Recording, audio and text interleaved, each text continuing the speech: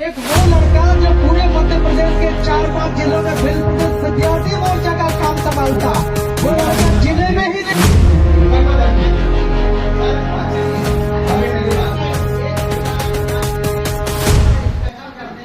Sir हमारा क्या है। मैं हूं मुकेश झाबर और आप देख रहे हैं मीडिया बिलांचल झाबुआ। और अभी हमने इसका एम्बिटॉक्स से इसका नाम चेंज कर दिया है।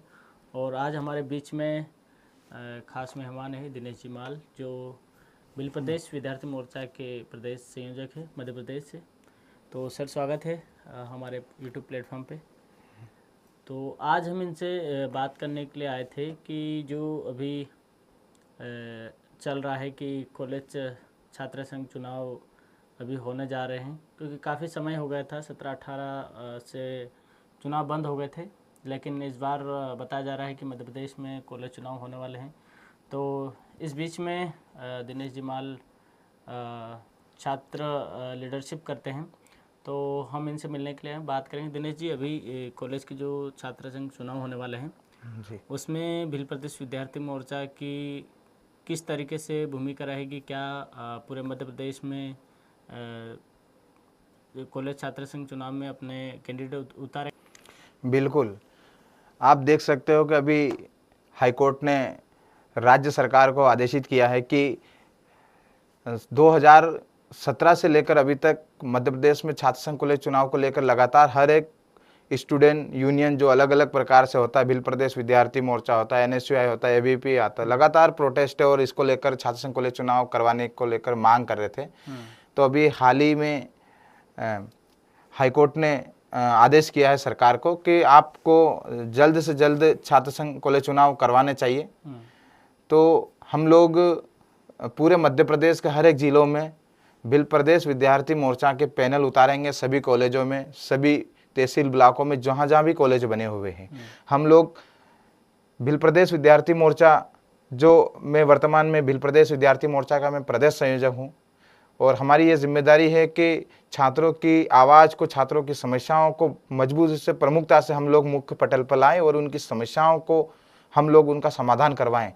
लेकिन पिछले दिनों से ये देखने में आ रहा था कि सरकार लगातार एक के बाद ऐसा चुनाव को टालते जा रहा था।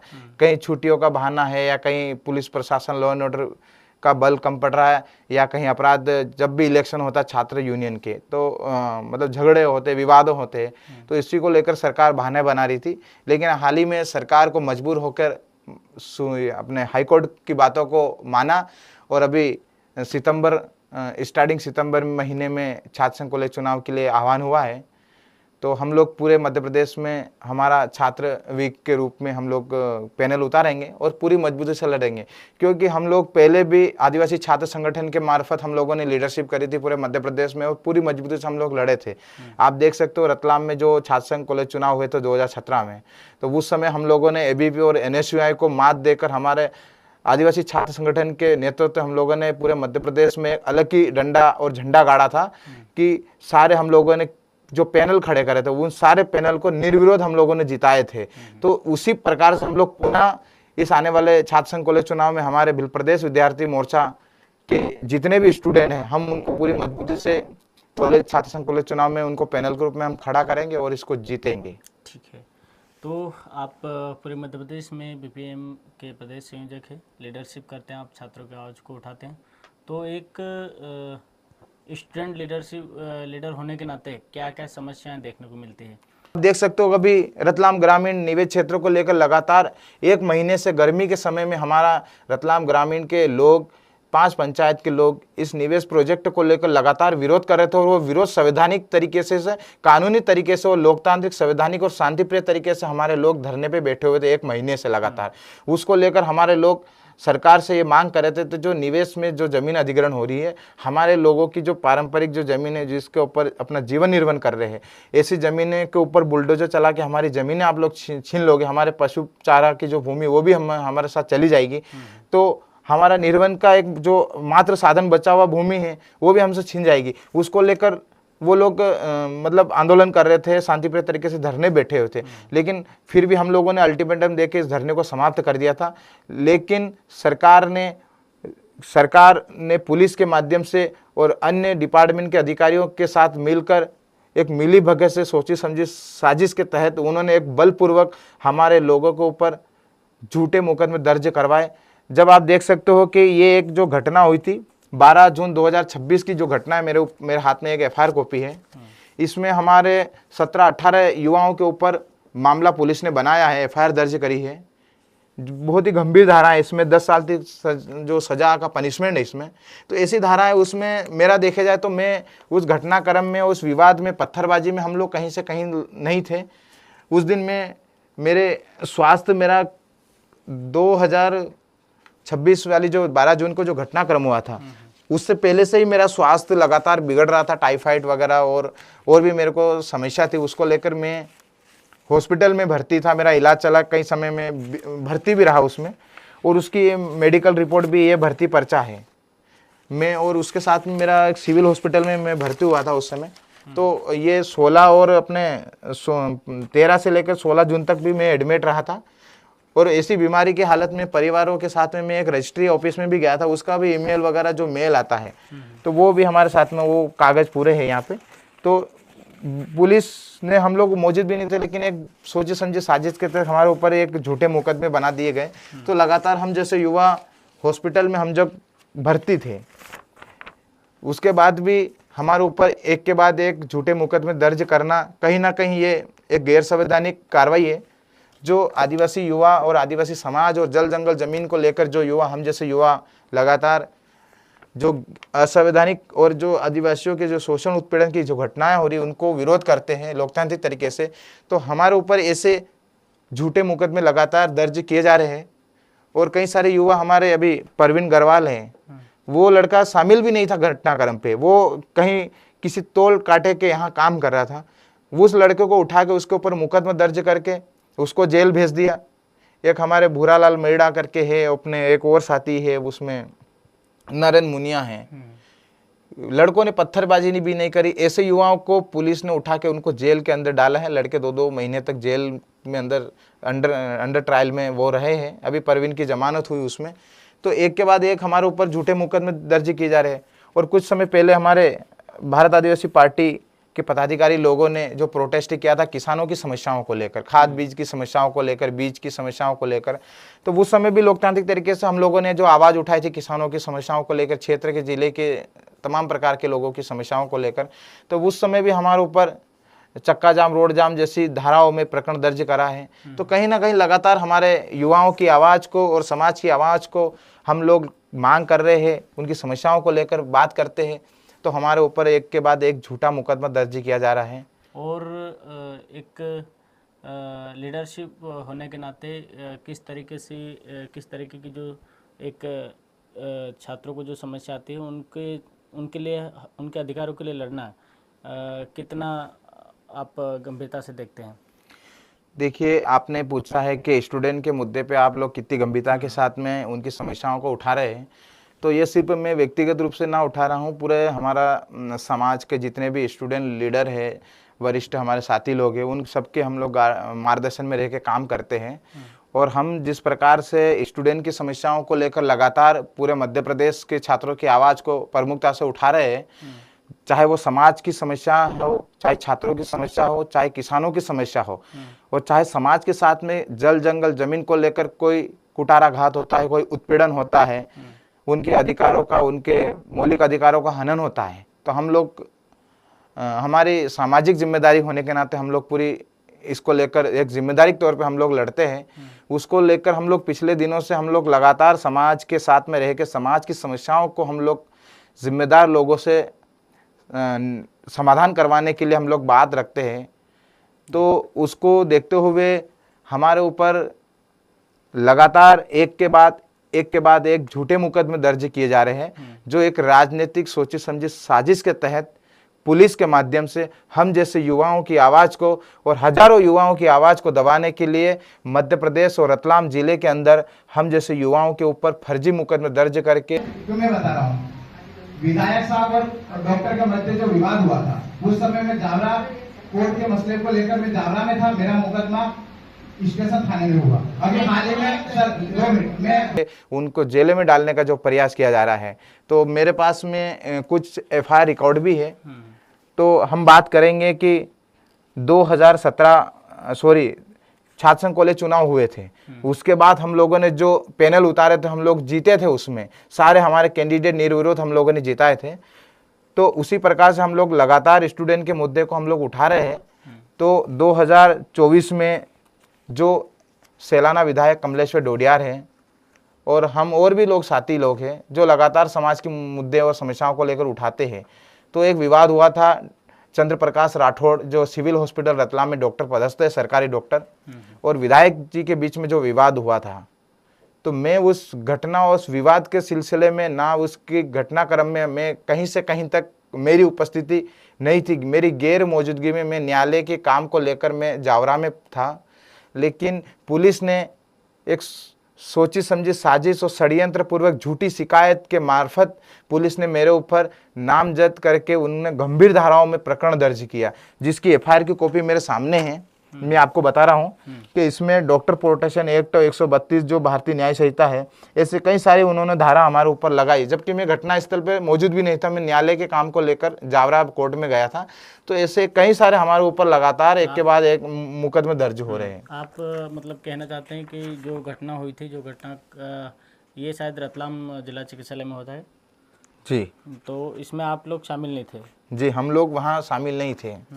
तो ये पूरी तरीके से फर्जी एफआईआर दर्ज की गई आपकी? बिल्कुल फर्जी एफआईआर है। पुलिस बिना सोचे समझे एफआईआर हम जैसे युवाओं के ऊपर, जो हम लोग लगातार छात्रों की समस्याओं को उठाते हैं, तो ऐसे हमारे ऊपर कई सारी एफआईआर फर्जी हो रही है। अब एक वो लड़का जो पूरे मध्य प्रदेश के 4-5 जिलों में बिल प्रदेश विद्यार्थी मोर्चा का काम संभालता, वो लड़का जिले में ही नहीं था उस दिन, जिस दिन मैं अस्पताल में गया था। मतलब कहीं ना कहीं से जो युवा समाज के लिए जो लड़ रहा है, छात्रों के लिए जो लड़ रहा है, उनको कहीं ना कहीं से झूठी एफआईआर दर्ज करा के उनके ऊपर दबाव बनाना, ये कहना चाहते हैं आप? जी बिल्कुल। भारत के सभी नागरिकों को अपने अधिकारों के प्रति संवैधानिक तरीके से अपना बात रखने का अधिकार है, बोलने की आज़ादी सभी को, आर्टिकल 19 अभिव्यक्ति की आज़ादी है, लेकिन हमारे लोगों को बोलने से रोका जा रहा है। हम लोग जब आदिवासी समाज के युवाओं के साथ में या किसी महिलाओं के साथ में या किसी मजदूर के साथ में जो उत्पीड़न की घटना होती है, हिंसा हो जाती है, तो हम लोग को न्याय पाने के लिए, एफआईआर दर्ज करवाने के लिए थाने में हमको 5-5, 6-6 दिन तक धरना देना पड़ता है, आंदोलन करना पड़ता है। जब आदिवासी समाज के साथ में कोई उत्पीड़न होता है तो हमको धरना करना पड़ता है, आंदोलन करना पड़ता है, तब भी जाके पुलिस एफआईआर नहीं दर्ज करती है।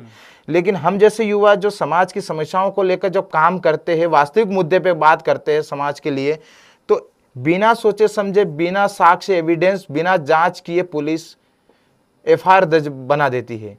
और उस एफआईआर में हम कई सारे युवाओं को जेल की यात्रा भी करनी पड़ी। तो हमारे ऊपर भी 18-19 युवा है, धराड़ कांड हुआ था, धराड़ प्रकरण में बिरसा मुंडा जयंती को लेकर, वहां भी हमारे 19 युवाओं के ऊपर एफआईआर बनाई पुलिस ने। एक जो विधायक है, सांसद है, तो भाई लोगों ने जो उनको वोट दिया है, तो संविधान में है कि अपने जनप्रतिनिधियों तो सवाल जवाब करने का सबको अधिकार है। तो जो संवैधानिक तरीके से वो लोग अपनी बात रख रहे थे, तो उन युवाओं के ऊपर पुलिस ने मुकदमा दर्ज किया।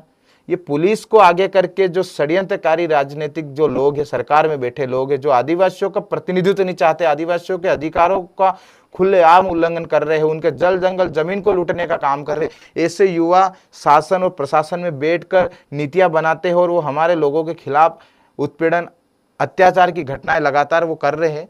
तो हम लोग शांतिप्रिय तरीके से हमारी बातों को रखते हैं, लेकिन लगातार जिले में युवाओं के ऊपर, छात्रों के ऊपर, किसानों के ऊपर, सामाजिक साथियों के ऊपर, हमारे जनप्रतिनिधि लोगों के ऊपर एक के बाद एक झूठे मुकदमे दर्ज किए जा रहे हैं। ये कहीं ना कहीं संवैधानिक तरीके से जो हम लोग बात करते हैं, लेकिन हमारी आवाज़ को रोकने के लिए, दबाने के लिए, सिर्फ हम जैसे युवाओं की आवाज़ को दबाने के लिए पुलिस एफआईआर नहीं बना रही है।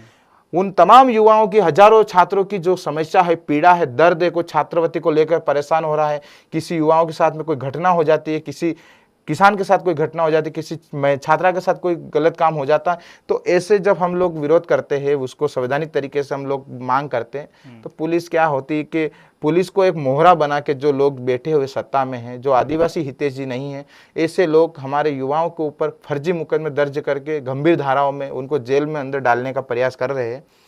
तो लगातार ऐसी घटनाएं समाज के साथ हो रही है। तो हम इन एफआईआरों से, इन झूठी कार्रवाइयों से, उन झूठी शिकायतों से हम लोग डरने वाले नहीं हैं। और आने वाले त्रिस्तरीय पंचायत चुनाव हो, चाहे विधानसभा चुनाव है, चाहे लोकसभा चुनाव है, हम हमारे कैंडिडेट को, हमारे पैनलों को पूरी मजबूती के साथ में विधानसभा हो, चाहे लोकसभा हो, चाहे त्रिस्तरीय पंचायत चुनाव में हम लोग उनको लड़ाएंगे और जिताएंगे और हमारे लोगों को शासन में भेजेंगे, ताकि आदिवासियों का जो राजा, जो हमारे पुरखे पहले राजा थे, हमारा राज सिंहासन था, हमारी रियासतें थी, उन रियासतों को, उन राजशाहों को वापस स्थापित करने के लिए हमारे युवाओं को, आज देश में लोकतंत्र का राज है, देश में संविधान का राज है, कानून का राज है, रूल ऑफ लॉ का शासन है, देश में विधि का शासन है।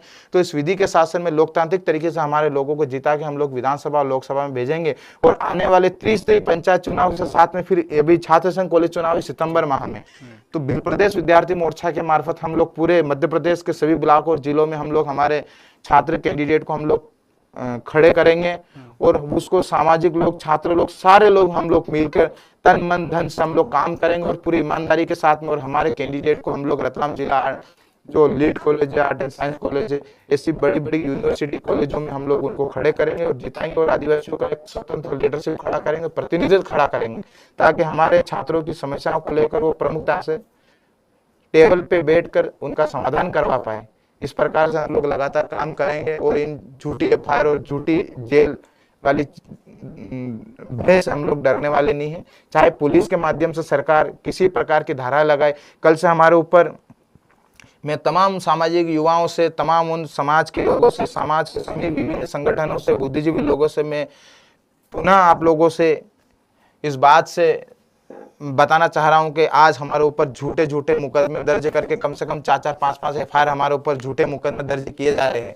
तो कहीं ना कहीं जो झूठी एफआईआर, झूठे मुकदमे हैं, आने वाले समय में हमारे ऊपर 376, पास्को और चोरी जैसी घटनाओं के भी आरोपी हम लोगों को शिकार बनाने का षड्यंत्र रचा जाएगा। तो आपके पहले हम लोग ये चीज़ें हम लोग बताना चाह रहे हैं कि हमको दबाने के लिए, हम जैसे युवाओं को डराने धमकाने के लिए हमारे ऊपर लड़की का छेड़खानी का झूठी शिकायत डाल के हमारे ऊपर जेल डालने की कोशिश करेंगे, हमारे ऊपर अनाप शनाप मुद्दे ठोकने की प्रयास करेंगे लोग। तो इस बात से भी आप लोग इस चीज़ से समझें, ताकि हम लोग इन झूठी एफआईआर, झूठी कार्रवाई से डरने वाले नहीं है। शिकायत कर देने से शिकायत का समाधान नहीं होता है, न्यायालय में हर चीज़ का समाधान होता है। तो न्यायालय में साबित करना पड़ता है, एफआईआर करने से कोई व्यक्ति अपराधी नहीं बन जाता है। तो ये हमारी लड़ाई है, इसको हम पूरी मजबूती के साथ में लड़ेंगे। बहुत बहुत धन्यवाद आपको और आपकी पूरी टीम और आपके चैनल को। छोटे से सवाल में बहुत सारी बातें बता दी इशारों में, और ये हमारे साथ में दिनेश माल थे, आप इनको जानते होंगे। तो आज का जो युवा, जिन बच्चों के लिए, जिस समाज के लिए जो दिन रात उनके साथ जो घटनाएं घट रही है या उनके साथ में जो भी विपत्तियां आ रही हैं, उनके लिए हमेशा जो तत्पर खड़े रहते हैं, ऐसे युवाओं को ऐसे फर्जी एफआईआरों में उनको गिरफ्तार कर लिया जाता है या फिर फर्जी एफआईआर दर्ज की जाती है पुलिस द्वारा। तो कहीं ना कहीं जो शासन में बैठी सरकारें वो ऐसे युवाओं को डराने का काम करती है। तो वो चाहते हैं कि इनकी आवाज़ ऊपर तक नहीं उठे। तो आप इस वीडियो के माध्यम से आपके विचार हमें साझा ज़रूर करें, और आप जहां से भी इस वीडियो को देख रहे हैं, इस वीडियो को शेयर भी करें।